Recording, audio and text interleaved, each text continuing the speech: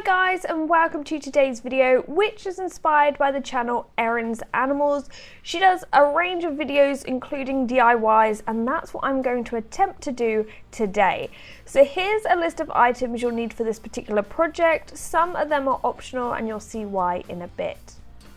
So first off, this is going to be a really simple project to make. You're just going to need to take a cardboard box, ideally one that will fit your lizard in. And I would say ideally maybe a large letter one, something that's not too deep. Next, with this particular box, we're going to cut off the top. So we just want 4 sides, and if it does come apart, just sellotape the little corners, it'll be totally fine.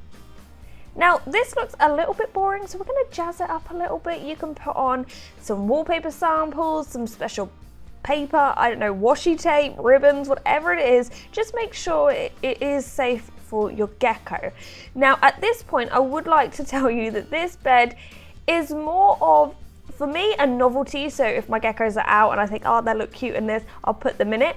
Obviously I have eco-earth, so this bed would not be suitable for their tank, but if you do have tile or repti carpet and you wanted to make something like an actual little bed for them, then this might work, but obviously don't put this over your heat mat. I can't guarantee it will be safe. Next up, we need to make the mattress, the sheets, and the pillow. Now for material, I am using fleece, but you can probably use whatever you want. Fleece may be bad for some lizards that have like quite big claws, they might get stuck in it. But I'm going to be using fleece for this one. So what we want to do is put the base of the box on some paper. Now originally I added maybe 1 centimeter or 2 around the floor of the box, but in hindsight I would probably say make sure this is about 2 centimeters wider than the actual box. That makes sense. And then add an extra centimeter on top, so when you're sewing you can go in 1 centimeter, because I found out that mine actually got way too small once I'd made it.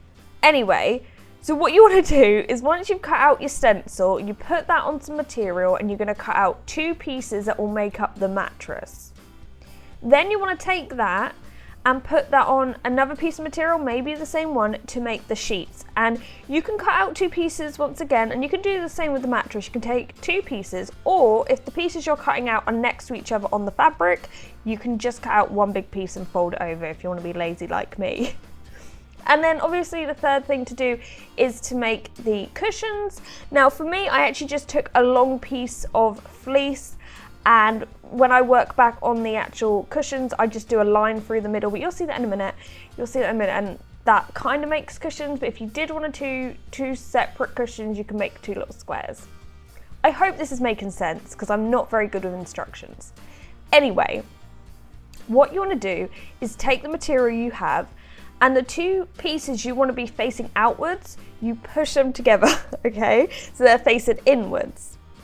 Then, if you want to be like actually more precise than me, because I'm totally lazy when it comes to things like this, draw a centimeter line around the edge of your material and make sure there is a gap. Mark out a gap, because this is important. You're going to want to turn this inside out once it's sewn up. So, if you're still with me, make sure that's all drawn on, pin the material together. Now with the pillow, you want to leave a whole gap around the side, okay? So just, you can see what I'm doing, yeah?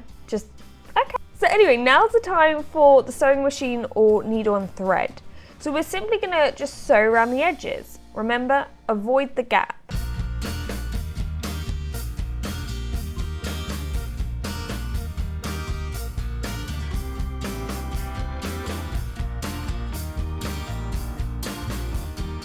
Now once we've done that for the mattress, the sheets and the pillow, we're just going to simply turn them inside out.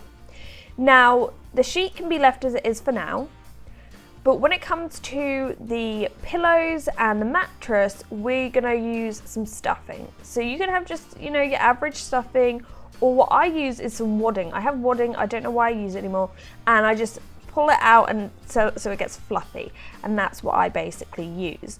I do actually have upholstery foam, but I feel like not many people would just have that hanging around, so that's why I didn't include it in this sort of step.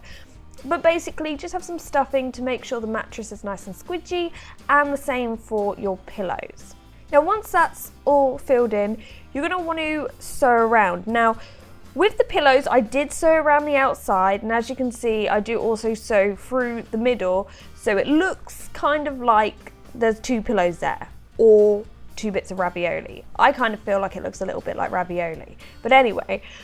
And then with the mattress and the sheet, all I did was just sew up the little gap. I'm not amazing at doing this. I know there's a proper name for that type of stitch. I can't think off the top of my head, but if you do that, that will just sew up nicely. And now simply all you have to do is pop everything into the bed, so the mattress and the sheet over the top, and then the little pillows. And now we're going to see what Diego thinks of it.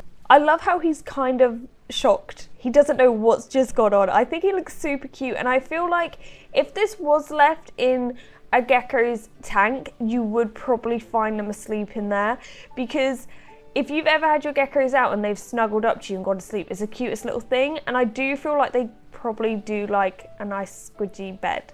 But as I said at the start, this isn't ideal for all types of cages, and sometimes when you have your gecko out, they're not necessarily going to go to sleep straight away, which actually isn't a bad thing because it shows they've got tons of energy. That's kind of what you want from your lizard. So anyway, I hope you've enjoyed this video. Make sure you go and check out Erin's Animals channel. I'll leave her subscribe button at the end so you can follow that. But thanks for watching, guys, and goodbye.